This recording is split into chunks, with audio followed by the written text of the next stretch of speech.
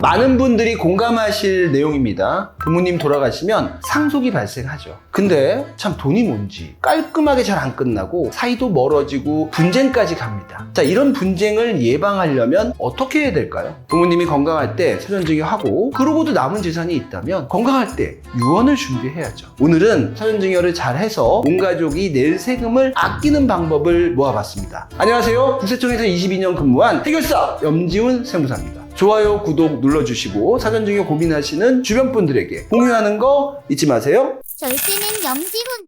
자, 저희 유튜브를 주로 시청하는 나이대가요 60대 이상이 차지하는 비중이 자그마치 50%를 차지하고 있는데, 오늘은 저희 유튜브 주 고객층인 아버지, 어머니, 형님, 누님들을 위해서 준비했습니다. 그리고 여기서 제가 쓴 책 세금 없이 돈 주고받는 기술 제 7탄 상속보다 유리한 사전증여 전략, 책의 목차를 한번 보여드리겠습니다.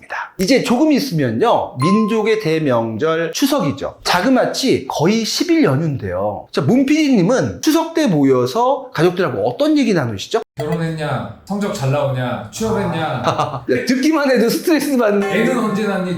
장가 언제 가니? 뭐 이런 얘기. 맞습니다. 그런 얘기를 나눈다는 거는 뭐냐면 문 PD님의 집은 화목한 집안이다, 이렇게 말씀드릴 수 있고요. 자, 명절이 지나면요 가족 간의 싸움 얘기가 뉴스에 나오는 걸 제가 종종 본 적이 있는데, 그 원인 중에 하나가 바로 돈, 재산 때문이죠. 자, 문 PD님, 누구에게 무엇을 증여할지 이거는 누가 결정할까요? 증여하는 사람일까요? 증여받는 사람일까요? 당연히 증여하는 사람이 결정하는 거 아닌가요? 그렇죠. 통상 증여받는 사람을 증여하는 사람이 결정하니까 결국 결정권자는 증여하는 사람이죠. 그런데 즐거운 추석날 부모가 갑자기 사전증여 얘기를 꺼내면 자녀들은 어떤 생각을 할까요? 어떤 경우에는 똑같이 나눠주겠다고 말해도 어떤 자녀는 속상해하는 그런 자녀가 생기죠. 그런데요, 누군가는 내심 속상하겠지만 이건 증여를 하는 부모의 당연한 권리입니다. 부모가 설령 누군가에게 더 줬다 해도 그건 그럴 만한 이유가 있을 수 있는 거죠. 사전증여나 유언을 건강할 때 당당하게 해놓는 게 세금을 절감할 뿐만 아니라 집안의 행복, 자녀 간의 우애를 지킬 수 있는 좋은 방법이라고 생각합니다. 자, 여기서부터는요 영리한 사전증여를 통해서 증여세와 상속세를 아낄 수 있는 사례를 우리 세무법인의 부대표 최승혁 세무사님께서 설명해 주시겠습니다.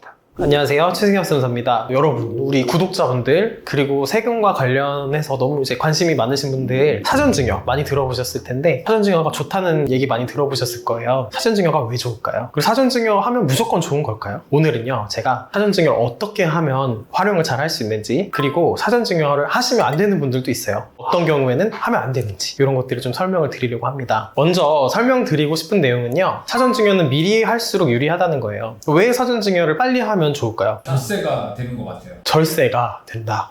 과연 그럴까요? 한번 볼게요.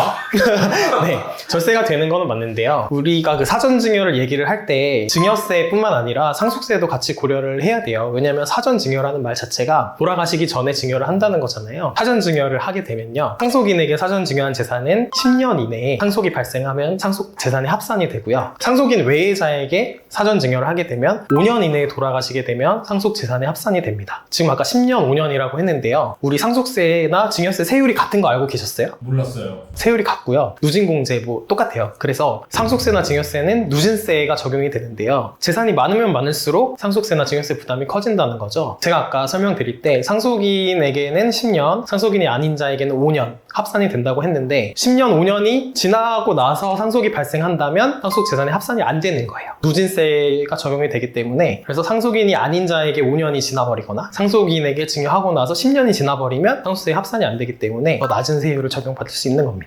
그럼 미리 증여를 하면은 나중에 상속했을 때 상속세율이 낮아지는 효과가 있겠네요. 바로 그겁니다. 미리 증여를 하고 5년이나 10년이 지나면 이제 합산이 좀 적게 될 수 있는 거죠. 근데 상속인과 상속인 아닌 자, 요거를 좀 구분을 해야 되는데요, 상속인은 자녀나 배우자들을 일반적으로 말하고요, 상속인이 아닌 자는 누가 있을까요? 며느리. 맞습니다. 며느리, 사위, 손자, 손녀들은 상속인이 아니에요. 그래서 상속인이 아닌 자에게 사전증여를 하면 5년만 지나도 합산이 안 되기 때문에 사전증여를 하실 때 누구에게 할지 고민을 하실 때 이런 걸 좀 활용을 하면 좋을 것 같아요. 질문 하나 있는데요. 왜 상속인은 10년의 기간이 있고 상속인이 아닌 자는 5년의 기간이 있을까요? 왜 다를까요? 그러게요. 법적인 이게 취지는 상속인이라고 하면 더 이제 가까운 쪽이잖아요. 피상속인 돌아가신 분의 자녀나 배우자니까요. 조금 더 이제 친밀한 관계에 있으니까 10년 동안 준 거는 합산하겠다 이런 것 같아요. 합산하니까 더 줄 수가 있으니까 그거는 합산을 하겠다. 나라에서 세금을 많이 걷겠다. 그렇게 이해하셔도 될 것 같아요. 아, 알겠습니다. 자, 다음은요. 사전증여를 한다면 어떤 재산을 하는 게 유리할까에 대한 설명이에요. 자, 우리가 아파트를 5억 원짜리를 가지고 있고 현금을 5억 원 가지고 있다고 해볼게요. 만약에 둘 중에 하나를 줘야 된다면 문 PD님은 어떤 거 주시겠어요? 저는 현금을 줄 것 같아요. 왜요? 왜냐면 아파트를 주면은 뭐 양도세도 생길 수 있고 취득세도 또 나오고 뭔가 복잡해 보이고요. 현금을 주면은 뭐 깔끔할 것 같은데 이거 현금은 취득세, 양도세가 없잖아요. 그렇게 생각하실 수도 있죠. 저희가 사전증여를 하고 상속세를 고민하고 왜 이런 고민을 하냐면요. 어떻게 하면 세부담을 최소화하면서 자녀들이나 주변 분들에게 재산을 이전하느냐, 그게 가장 중요한 거잖아요. 그런 측면에서 본다면 가격 상승이 예상되는 재산을 사전증여하는 것이 유리합니다. 제가 좀 예를 들어서 설명을 해드리면요. 토지가 5억 원짜리가 있고 현금이 5억 원짜리가 있는데 2025년에는 토지가 5억이고 현금이 5억 원이지만 2034년에 우리가 상속이 발생했다고 가정을 해볼게요. 10년이 지나고 나서 토지는 10억이 됐고 현금은 5억 원이 됐어요. 근데 어떤 거를 줬던지 간에 상속인에게 증여를 하면 10년 이내에 들어오기 때문에 지금 합산이 돼요. 만약에 토지를 주거나 현금을 줬다면 상속재산에 가산되는 금액은 얼마일까요? 그 당시의 가격인 5억이 가산될 것 같아요. 맞습니다. 그 당시의 가격은 토지를 줬다고 하더라도 5억이 가산이 되는 거고요. 현금을 줬다고 해도 5억 원이 가산이 돼요. 결국에 상속세 부담은 똑같은데요. 토지인 경우에는 시간이 지나면서 가치가 상승해서 10억 원이 됐죠. 증여세 부담도 같지만 나중에 토지의 가치가 올라가면서 그 가치의 상승은 또 이제 자녀들이나 이런 분들한테 기속이 되는 겁니다. 그래서 가치가 상승될 가능성이 가장 높은 것을 증여하는 게 유리하다 이렇게 말씀을 드리고 싶어요. 제일 가치 있는 거, 더 상승할 수 있는 거를 역설적으로 자녀한테 줘야 되나요? 그렇습니다. 지금 거꾸로 돌아가지고 2020년도에 비트코인을 부모님이 저한테 주셨다면 엄청났을 것 같은데 그러면 저 코인도 같은 상황인가요? 네, 당연히 코인도 마찬가지죠. 코인을 받아서 그게 가치 상승이 될 것으로 예상을 하시고 주신다면 뭐 똑같이 이제 증여하는 시점에서보다 상속하는 시점에서 가치가 오른다면 자녀한테는 당연히 이득이 되는 거죠. 그럼 만약 뭐 비트코인이 있다, 현금이 있다라고 하면은 거꾸로 오를 것처럼 보이는 비트코인을 주는 게 세율적으로는 더 좋을 수 있겠네요. 세법적으로 이제 세부담 측면에서 이제 더 많은 부를 이전할 수 있는 효과가 있다. 이렇게 설명드려야 될 것 같아요. 자, 우리 사전증여 어떻게 활용하면 좋을지 설명을 드렸는데요. 사전증여를 하면 안 되시는 분들, 사전증여를 할 때 주의할 점에 대해서도 설명을 드릴게요. 무조건 사전증여를 하는 게 좋은 건 아니에요. 우리가 상속공제라는 걸 들어보셨을 거예요. 자녀가 있으면 일괄공제 5억 원을 해주고요. 배우자가 있으면 배우자 상속공제라는 것을 최소 5억 원을 해줍니다. 자녀와 배우자가 있다면 최소 10억 원이 공제가 되는 거예요. 만약에 피상속인이 돌아가시는 분이 상속 재산이 10억 원이 안 된다면 상속세는 안 나오는데 사전증여를 했다가 내지 않아도 될 증여세를 내게 됩니다. 제가 사례를 한번 보여드릴 건데요. 10억 원짜리 나홀로 아파트만 가지고 계시는 분이에요. 이제 자녀도 있고 배우자도 있어가지고 최소 상속공제가 뭐 10억이 적용이 된다고 볼게요. 만약에 사전증여를 하게 되고 그 다음에 이제 상속 재산에 합산이 되면 어떤 상황이 벌어지냐면요. 아파트 10억 원을 사전증여를 하면 증여세가 2억 4천만 원이 나옵니다. 야, 적지 않은 돈인데요? 적지 않은 돈이고요. 이걸 납부를 해야 돼요. 아, 솔직히 큰 돈이에요.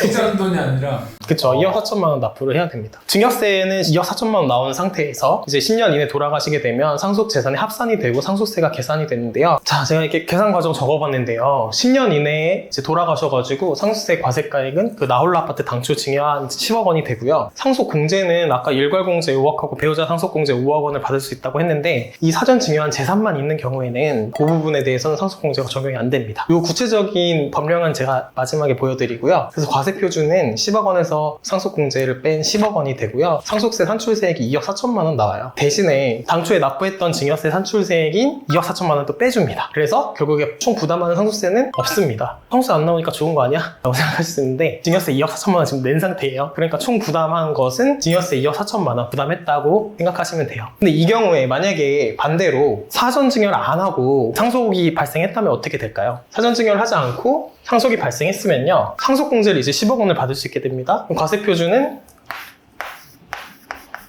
0원이고요. 산출세액도 0원이고요. 증여세 안 냈죠? 이것도 없습니다.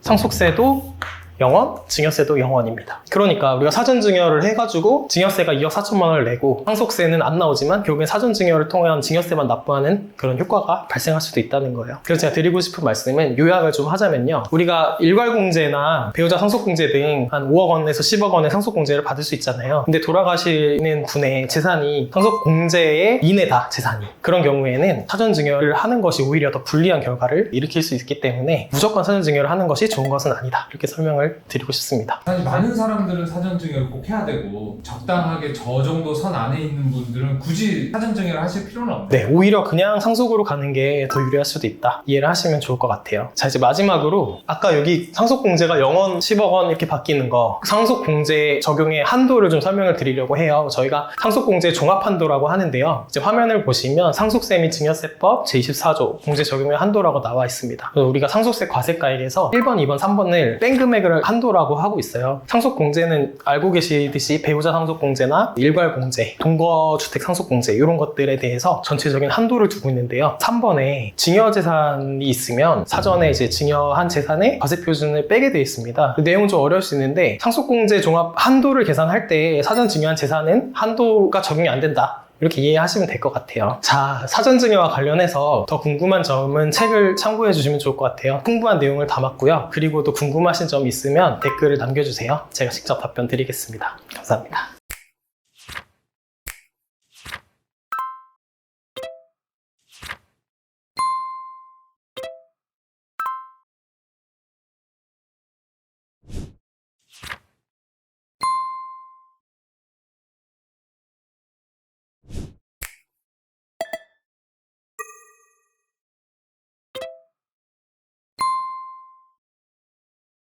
절세는 염지훈. 최승혁 세무사였습니다. 잘 들으셨어요? 오늘은 사전증여와 유언의 필요성을 이해하셨으면 좋겠고요. 사전증여를 한다면 어느 정도, 어떻게 하는 게 절세에 도움이 되는지 가까운 세무사 사무실 가셔서 계산도 해보고 즐겁게 재산 분배하실 수 있으면 좋겠습니다. 자, 지금까지 국세청에서 22년 근무한 해결사 염지훈 세무사였습니다. 다음 편은 양도소득세 비과세를 위한 체크리스트입니다. 기대해주세요.